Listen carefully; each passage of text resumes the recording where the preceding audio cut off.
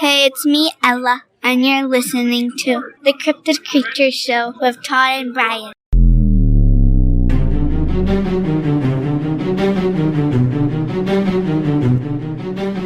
He kind of, is army crawling on all fours to get up to the top. And then he just peeks over and goes, "Oh." Mark's eyes are just completely bug-eyed. And he's just like, "It was orange." Emotions are high. We're going nuts. We're just kids. And it was just like a flash. And it was just like a hop step to the left and then took 1-2 steps towards me. And it was like 5-6 feet away from me.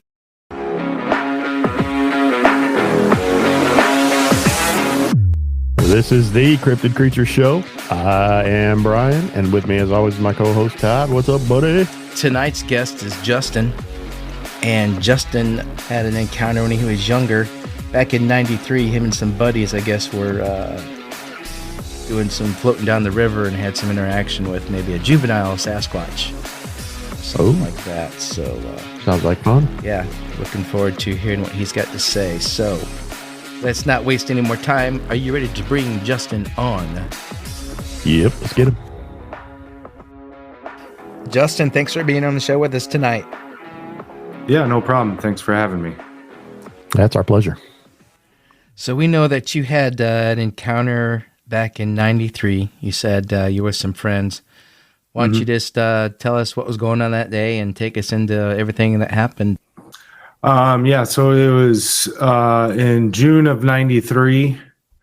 For whatever reason, a Tuesday is sticking out in my head. And it was in Vinton, Iowa. We're like east central part of the state. And it was just east of the town. There's a little creek area. Mud Creek is the name of the creek, and it flows into the Cedar River. So me and my friends we were going out to the creek to go tubing and mess around.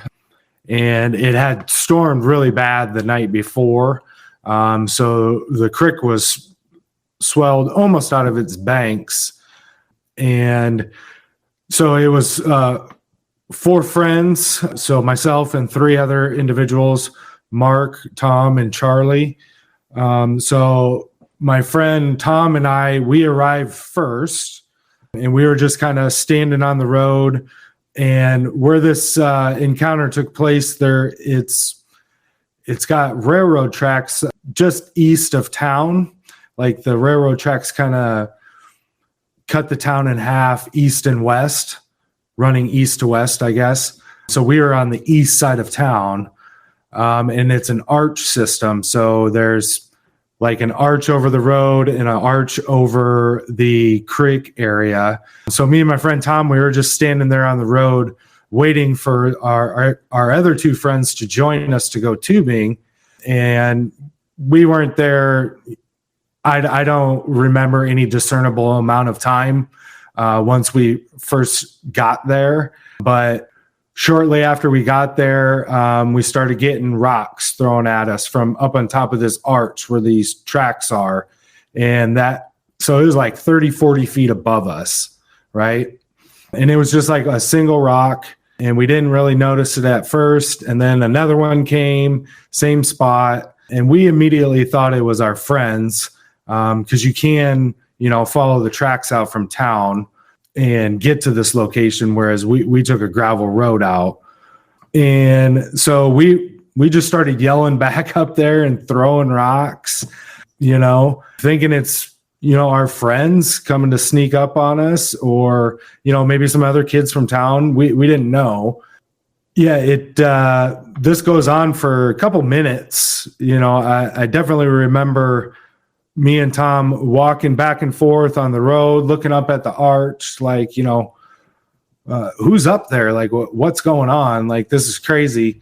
And then that's when our other 2 friends came on their bikes on the road, and they were coming around because it's like a little bridge you go over, then you go dead right as you approach this arch to where we were at. And they were coming, as fast as they could. And I believe it was Charlie who stood up and said, "I see a Bigfoot. I see a Bigfoot." Now, at the time, we weren't. I was 11 years old, so like this was like, what? Like, what did he just say? My friend Tom, he was very very skeptical. He was like, "Yeah, right. No way." But Mark and Charlie, they just threw their bikes down and started scrambling up to where the tracks are. Now, this is, like I said, the tracks are like 30, 40 feet above us. And then, so there's like, a big burn going up to the tracks, like 45-degree angle, rough estimate. And it's June and really rainy, so it's very dense. And they start scrambling up the side of this burn to get to the tracks, and they're not listening to me and Tom at all. Like I said, I was kind of shocked. I didn't really say anything. My friend Tom was forever loving skeptic. He was having none of it. And then they got all the way up to the top, and Mark was in the lead, and he kind of, was army crawling on all fours to get up to the top. And then he just peeks over and goes, "Oh," and then about face turns right around and knocks over Charlie in the process. And they go tumbling down this hill, and they come back to us, and we're just standing on the road watching all this happen. And Mark's eyes are just completely bug-eyed, and he's just like, "It was orange." And that's all he said. And so Tom was still very skeptical of the whole thing. Mark and Charlie were just like, bug-eyed, like, what was that? And I didn't see anything, and I was just really uneasy because Mark and Charlie were acting strange.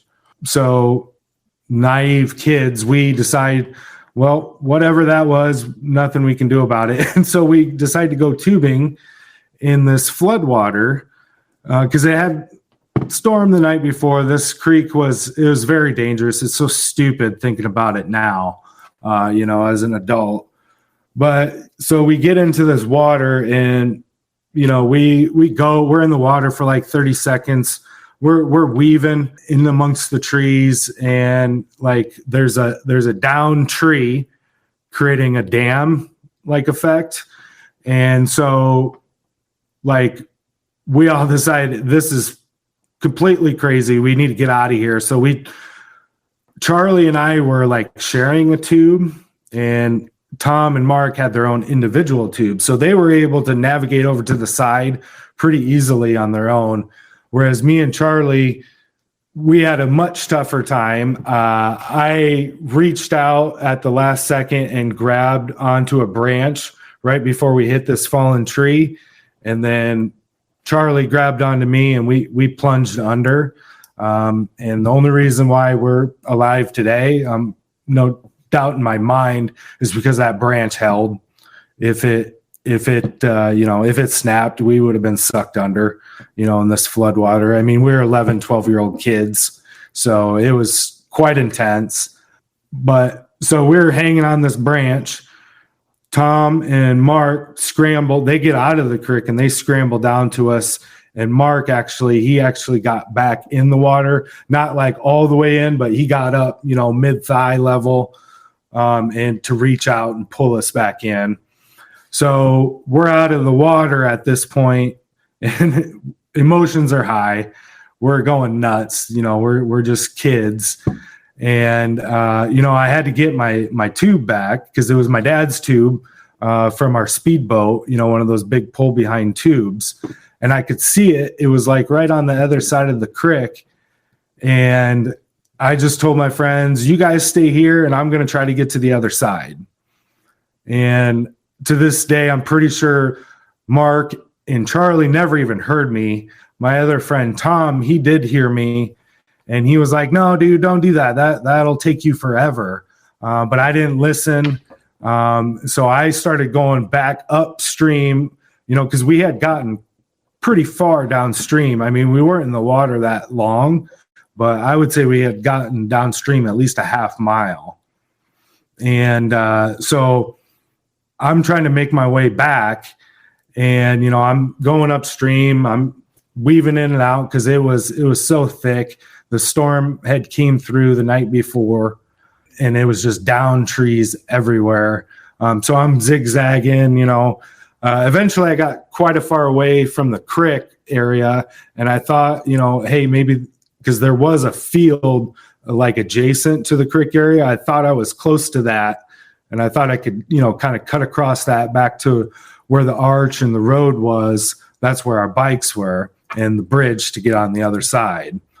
And that's when I had my encounter.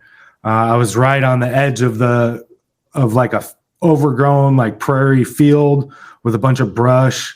Only thing I can think of is like, full grown lilac bushes. They get like 8-10 feet tall when they're full grown. So it's just like a field of that kind of brush. And I'm standing like right on the edge on the woods, and I'm kind of looking like I would say to the southwest, given the vantage where I was at. And it was just like a flash, because I'm just seeing this overgrown maze of bushes, and it was just like a hop to the left and then 1-2, like it took a hop step to the left and then took 1-2 steps towards me. And it was like 5-6 feet away from me at like, I don't know, 8-9 o'clock angle. Right. And I never saw like a face. I only saw like a partial. So I saw like its left shoulder and like maybe even down to the wrist. I don't remember seeing a hand. I remember seeing the side, its left side, like its oblique side of its abdomen, and then like its upper hip, maybe upper leg area. And yeah, I was 11-year-old kid, and it was pretty close to the same size as me. That second or two I saw it through like a little bush, hole in the bush. So I would guess about 5 foot, 5.5 feet tall.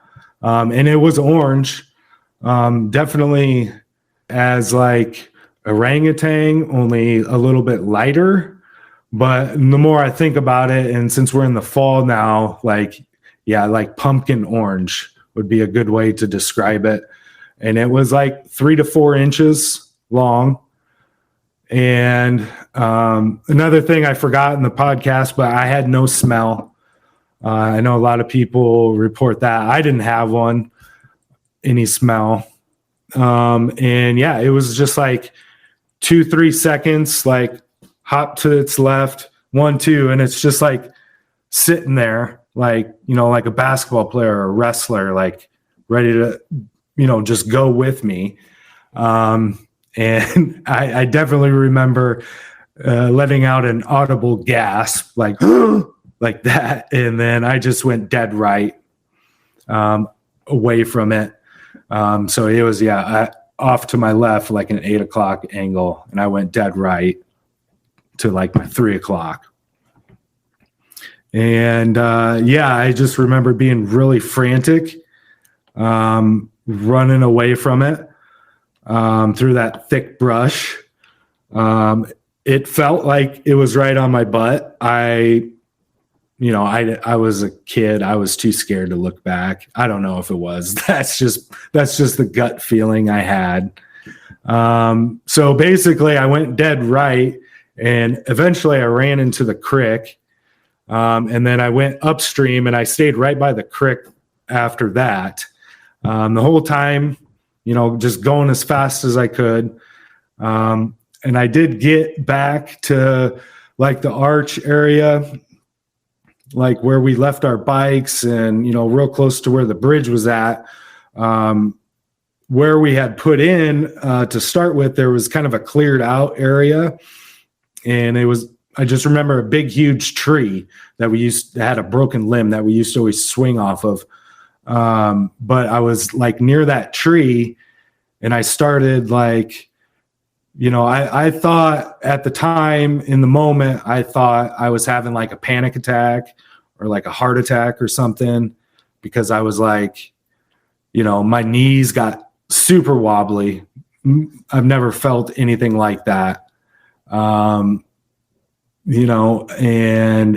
I also like I could feel pounding in my chest, getting kind of distorted, kind of like, if you see if you're in a car with, a big sound system and you're looking in the rearview mirror, you can see the distortion when the bass hits. It was kind of like that. I didn't hear it at first, so I kind of stopped there by that tree, and just to compose myself, because I was thinking, I was having a heart attack, or, I didn't know what was going on. I thought that thing was on my butt. I thought I was going crazy. I just stopped to compose myself, and I stopped there for 30 seconds, a minute, and everything was normal. And I was like, okay, I got to get that tube back. So then I started walking again, and that second time there was definitely an audible thump, thump, thump. Definitely heard 3 or 4 thumps, like footfalls. It sounds goofy, but if you've seen Jurassic Park, it's definitely when the T-Rex is coming. Like, that's definitely it's a perfect way to describe it. My vision was a little blurry, and I could feel the footfalls in my chest. Never saw anything after that. Now I believe that what I saw was probably a juvenile.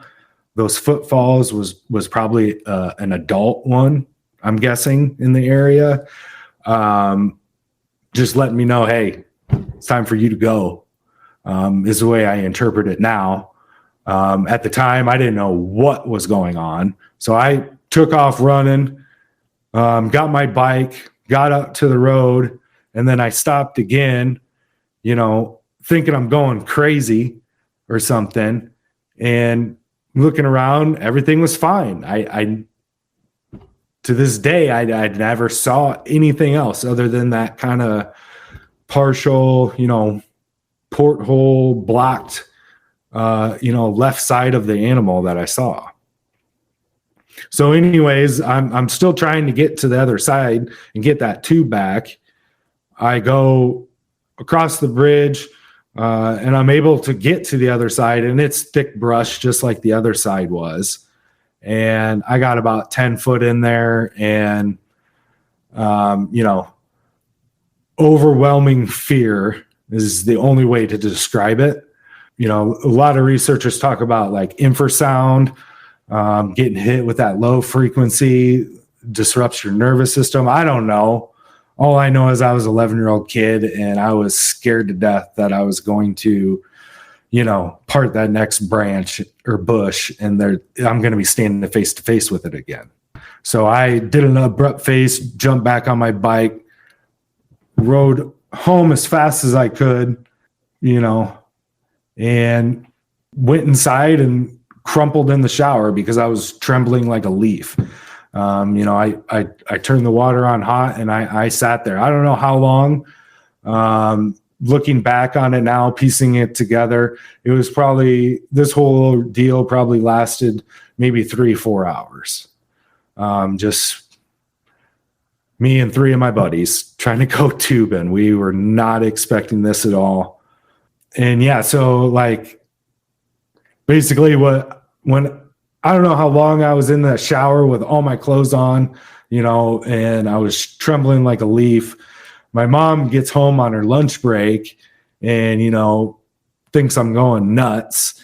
And so she gets me out of the shower. She figures out that, my sister had told them that, I had taken the boat tube because I never got the tube back. So I get out of the shower and I get changed up, and no more than a minute or two after getting dry clothes on, here's my 3 friends at the door, and they had my tube. Somehow they got it back. To this day, I don't none of them can tell me how they got it back. I have talked to a couple of them since then. But yeah, that's kind of how that day went down. In the immediately following it, I didn't think anybody would believe me. I wanted to discuss it with my friends, but I thought they would be upset with me because I kind of ditched them. I got scared and I went home. Hello, I'm Diane Morgan. If you know who I am, you know who I am. If you don't, who cares? I'm here to explain Italian Time, a holiday phenomenon where Italians throw away their clocks and gather for eternity with San Pellegrino. I've been at this party so long that I've eaten 5 courses, hugged someone's grandma twice, and been offered a job in the family restaurant. So this holiday season, make sure to bring enough San Pellegrino to last you through the meal, the after meal, and the entire goodbye ritual. San Pellegrino, holiday on Italian Time. So I kind of buried it, and plus I was like, too, like if I talk to them about it and I'm wrong or something, and then it gets around, people are going to think I'm nuts. So I buried it down, and I mean, it never left. Like I said, me and my friend going into the water, that little, fraction of a second going underwater, hanging onto a limb, that never left me. And then, like I said, that little 1-2 second encounter of it happened to the left, and then 1-2, and I could see it breathe like 1 or 2 breaths, and then I was out. That never left me, that little snapshot. And for the longest time I just denied it. I was like, you were a kid, you almost drowned. It was probably just a deer or a squirrel or a rabbit or something you saw at a weird angle. It was complete denial, and it never left me until about 2018. I was actually in the area with my own son, and the water was flooding again, and we were driving through that area because I relocated back to Vinton in 2015. With my wife and children, and my kids started calling the little road through there Spooky Road, and yeah, they loved the area. They thought it was the craziest thing, and it was just like driving through there one day, that flash of what I saw on the other side of that bush. And full disclosure, I had been a fan of Bigfoot, Finding Bigfoot, all the documentaries, everything for about 10 years at that point, and I had never made that connection for myself. And it just like hit me like a wave. Like it was like a good month where it consumed me. I was second guessing myself. Did this really happen? And then I started really thinking about the whole day in its entirety. That's when I remembered the rock throwing at the beginning. My 2 friends come riding up on us. Like, I have talked to Mark and Charlie since then. Mark, he doesn't, he remembers, like, I wrote him on Facebook Messenger like a year before I did Vic's podcast. So that was like almost 2 years ago at this point. And he said he definitely remembers being afraid. He just says, I remember fear. And when I told him that, just said it was orange, like that's all he said. He was like, yeah, I totally remember seeing orange. And he actually talked about it with his older sister, who was like a couple years older than us. So she was still a teenager, at the time. And she said she remembers Mark and Charlie coming home talking about how me and Charlie almost drowned, obviously, and that they saw an orange wolf, which is really weird. It's Iowa. There's no wolves in Iowa. At the time, I was like, nah, Mark, I did the same thing. I thought it was, a squirrel or something. Like, that's just your brain putting in something normal. But he never, he he's still kind of hazy. Like he definitely he told me he remembers running over Charlie, coming down the hill after he peeked up over it. So he remembers bits and pieces. I did contact Charlie just in August, so like 3 months ago, and Charlie was like, at first he was like, wow, that's interesting. Like I never heard your side of that day. And then a couple weeks later, out of the blue, he gets a hold of me, and yeah, we spent an entire Sunday, and we went out there, and he seems to be having like a little mental block. Like he can't, like, because he was in a very vulnerable position, like when we almost drowned. So, you know, he doesn't really, he says he doesn't remember riding up on us. That's the part that always got me, like, you know, because I never had the visual confirmation from like the rock throwing. Mine was later on in the bush, you know, after I had almost drowned. So that was always a point of me being skeptical of myself, I guess. But it never left. It was always there. You know, so like I said, in 2018, I came to this realization, and yeah, I was like a zombie for like a month, just like, can't believe it. You know, is this really happening? But yeah, and then October of 23, my friend Tom, who was one of the 4 that were there that day, he passed away. And he was probably my best friend out of the group from childhood, you know. So that his death, you know, really kind of shook me. And that's, you know, I just wanted to tell our story, you know, get it out there as another data point, you know, for the cause. You know, I mean, there's a lot of research being done, but yeah, that's kind of my evolution of my encounter of how everything went down that day. You guys must have been just exhausted as children to go through all that, and then just, you know, come home and. For sure. You know, I do think you were hit with infrasound. I really do. I think that's what you're experiencing. But you didn't think Bigfoot right away. No. When this creature was standing 5 feet away from you, huh? No, because I mean, yeah, I guess at the time I would have been aware of Bigfoot, but I would have thought, you know, big, you know. And what I saw, like I said, it was my size as an 11-year-old kid. I'm not exactly sure. I could probably go to my parents' house and dig out old report cards, you know, something with my height and weight from around that time in 93. But best guess, I was probably about 5 foot, 90 pounds, you know, 11-year-old kid, pretty average. So that's what, and I mean, yeah, it was real wiry. It wasn't, you know, no, I wouldn't call it bulky at all or fat or anything like that. It was definitely wiry, like you could tell, super quick, super agile.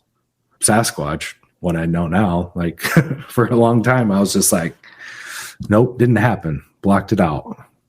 Do you think that was the one that was throwing rocks at you guys? Yeah, because just from what Mark said, it was orange.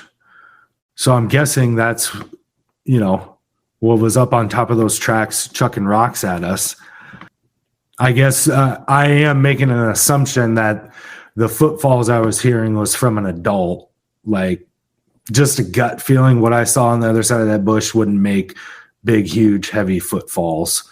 So I guess I should clarify that is like an assumption I'm making, you know, after the fact. But I definitely remember, because the distorted vision part, like when those footfalls, like that was real. Like, you know, if it would have just been the pounding in my chest, you know, I was running and stuff, you know, obviously my heart rate was up, you know, I wouldn't have thought anything about it. But yeah, that distorted vision, it stopped me because I was moving through pretty quick through the woods, you know? Yeah. And then, yeah, as soon as I started I stopped, my vision was normal, and then I started walking again. And that's when, there was definitely, you could feel it in the ground. Yeah, I bet it was a juvenile. In fact, it was probably a really young one. If he was your size and scrawny, he had to have been younger than you guys, right? If Bigfoot's Right. bigger than people, if you theorize that way. So he might have been like half your age. Mm-hmm. So Sure. that being said, there was an adult around watching. Yeah. Probably most likely. Like I said, I'm making an assumption. It's just, I've listened to lots of different podcasts and stories and all the documentaries on all the, Netflix and Prime and all those. So I'm pretty sure, knowing what I know now, like at the time, no idea. So I'm looking at a map here where Benton, Iowa is. Sure. And Brian and I have been to Iowa. That was where our first show was. Remember that, Brian? I do remember that. It was actually in Marshalltown. Okay, sure. That's like Justin, 40 minutes that's away. not far away from you at all. So this is very interesting because Iowa, and especially that area, it's pretty flat, and there's not a lot of, like, if you look on Google Maps on the satellite, there's not a huge amount of trees and woods. Sure. But there are main river systems. And the one that you're talking about is a pretty big river, it appears to be.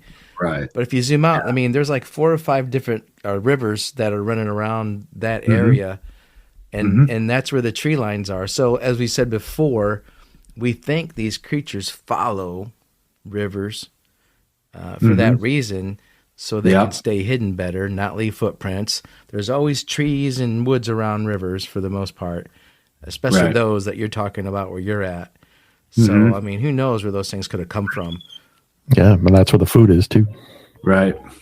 Yeah, I mean, we have so many white-tailed deer, all the farmers with their soybeans and corn, they get big here, I mean, going out to this area as a kid, I mean, we would catch little fish with our hands, and, I'm sure there was snakes and, rabbits and squirrels and all kinds of stuff. But I agree 100%. Yeah, definitely. I would definitely agree. They definitely utilize the river systems. So that was the first time you guys ever had any experience. Did you guys ever go back to that area ever again? Yeah, never experienced it again. But like I said, that was 93 and I was 11. Yeah, probably for the next 3 or 4 summers, that was like our hangout until we got into high school, got cars and stuff. You guys weren't scared to go out there or nothing? No. Like I said, it was, I blocked it out, and for whatever reason, I never brought it up. And my other 2 friends, Mark and Charlie, they're the ones who rode up on us that day. They never brought it up. And like I said, my other friend, Tom, who died, I'm pretty sure he never saw anything that day. Out of the 4 of us, he didn't see a single thing. And so he never brought it up. And we went right back out there. And I spent a lot of time out there, and I never had anything like that day.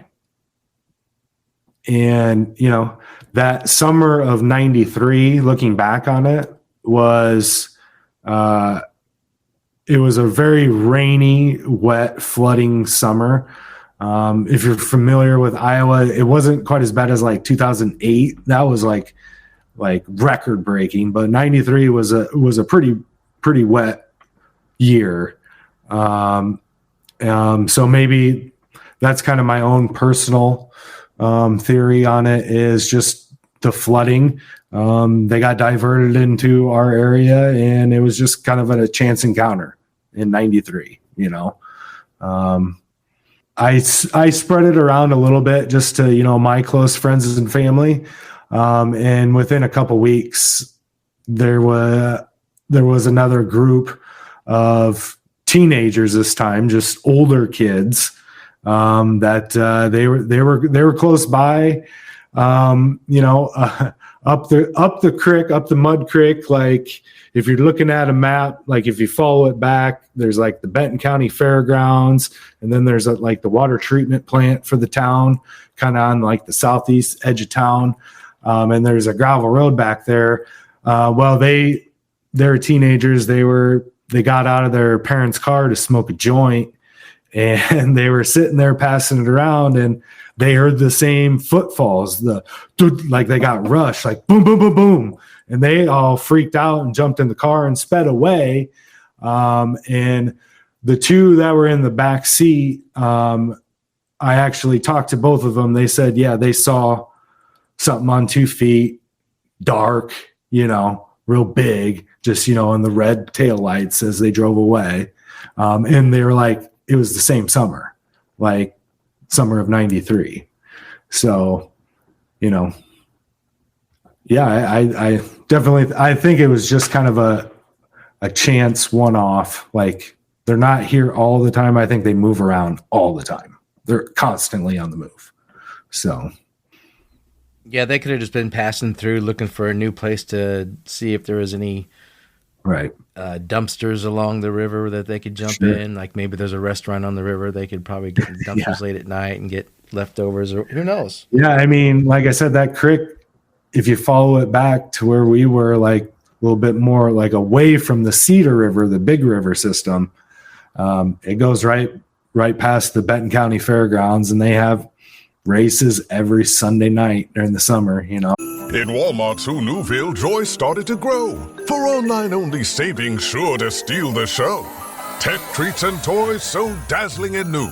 Walmart Cyber Monday deal soon ready for you. It's online only with very little time to spare. December 1st will soon be here, so be sure to be there. The Who's are prepared. Are you ready too? A day packed with savings. Amazing! Who knew? Subject to availability, terms and fees apply.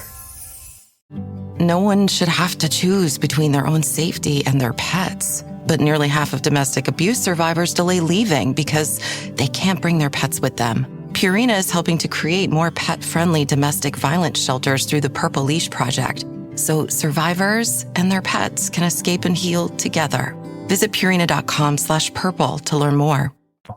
Like clockwork and county fair there, June and July time. So, yeah, I could definitely see that being a draw for them too. Yeah, it just makes you wonder, where do they go after? Do they just keep moving on? Right. Are they nomadic like that? Yeah. Because if they are hanging around the river systems, they got to be sleeping somewhere. Right. We think they sleep during the day, but who knows? So where are they sleeping at? Yeah. So that's an interesting thought, I guess, if they're in I mean, there is in Iowa, there's like the Makokata Caves. That's not that far from where I'm at. I don't know. That's kind of always been my thing. Like I would think they would have to be utilizing caves and things like that. Yeah, if you saying that makes me think that. Yeah, I mean they're like, because we're on the Cedar River, and to our east is the Wapsipinicon River, and I believe that's where the Makokata Caves, it runs through that. It's a state park, and it's just limestone caves, and they're all over in the eastern part of the state, up by the Mississippi and things. So. That's just my theory. I don't know. No, that's a good theory. We talked to a guy one time that said, that he thinks that they're attracted to the limestone, the minerals and the rocks and everything. And those cave systems are a perfect place for them to be. There's probably a lot more cave systems than we're aware of as well, down deeper that they're in. Who knows? Sure. Justin, it was awesome talking to you tonight, man. We appreciate you being on here, brother. Yeah, no problem. Anytime. You get out there and do some tubing, or you hang on the floodwaters and see something else. You got to reach out to us again, Just be careful. Yeah, I don't think I'll be tubing in no floodwaters. I would like to get out and do some camping. Yeah, go check out those caves. Yeah, do some of that. Maybe do some research. They do expeditions in Iowa, so I don't know. So. Cool. Yeah. All right, man. Well, thanks again. So. Yeah, we appreciate it. Yep. Thanks, guys. Have a good one. You too, Justin. You Take too. care, buddy. Yep. Bye. Oh, wow, man. I did not realize there's probably a lot of Bigfoot going on in Iowa, too. Never really thought too much about I know, that's wild. I never thought about that because it's so flat. it. It is. I never really thought about it, but I guess, yeah. I mean, we went there. It was more like the Van Meter monster kind of thing. Yeah. Mhm. You know, the flying creature and more like different More kind of cryptids. paranormal. But Yeah. Bigfoot's everywhere, I'm telling you. Yeah, that's the way it seems. This makes you wonder where do they go? You know, can they come and go from this planet? You think if they are magical? Maybe. I don't know. Again, there's that interdimensional question that pops up again. So you never know. More confused than when we started. Yep. Yeah, it was awesome having him on, though, man. That was a really good show. That was good. Yep. If you guys have had an encounter and would like to be on our show, shoot us an email at what's that email? info@cryptidcreatures.co. Right, .co, not .com, just .co. Right. .co.co. So we'd love to hear from you and hear your experiences and encounters and sightings. So reach out Yes, to us, we will. please. Brian, my friend, Yeah. it was awesome hanging out with you as always, brother. Always fun, brother. Always learning. All right, am I gonna see you next time then? Yep. See ya.